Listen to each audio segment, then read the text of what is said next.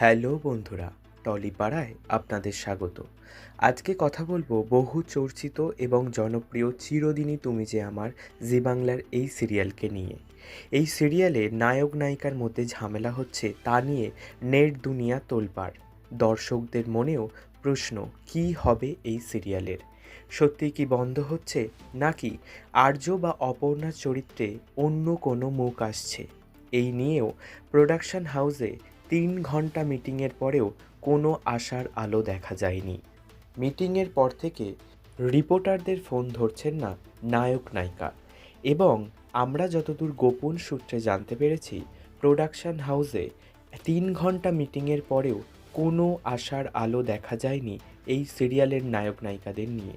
তারা কোনোভাবেই একসাথে কাজ করতে চাইছে না। কি হবে এখন এই সিরিয়ালের?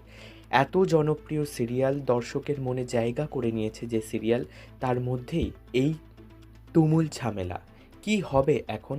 প্রশ্নের মুখে চ্যানেল বা প্রোডাকশন হাউস। চ্যানেলের কাছে অনেকগুলো নতুন সিরিয়াল আছে, এর মধ্যে আপনারা দেখে নিয়েছেন 2টো সিরিয়ালের প্রোমো। হয়তো বন্ধ হয়ে যেতে পারে চিরদিনই তুমি যে আমার, কারণ একটা কেমিস্ট্রি তৈরি করতে নায়ক নায়িকাদের মধ্যে অনেক টাইম লাগে। আর্য যদি থেকে যায় এই সিরিয়ালে, মানে জিতু কোমল, আবার অপর্ণার চরিত্রে নতুন কেউ আসলে সেখানে যে দর্শক তাকে অ্যাকসেপ্ট করে নেবে, এটা ভাবা খুব ভুল। আবার সেম ওই দিক থেকেও হতে পারে যে আর্যকে যদি বাদ দেওয়া হয়, এদিকে অপর্ণার চরিত্র থেকে যায়, নতুন আর্যকে লোক নাও মানতে পারে। এই নিয়ে প্রোডাকশন হাউসও এখন দ্বন্দ্বে আছে। তো বন্ধুরা, আপনারা কি চাইছেন আমাদেরকে কমেন্ট করে জানান। আর এরকম আপডেট পেতে আমাদের চ্যানেলটি সাবস্ক্রাইব করুন আর দেখতে থাকুন, শুনতে থাকুন টলিপাড়া।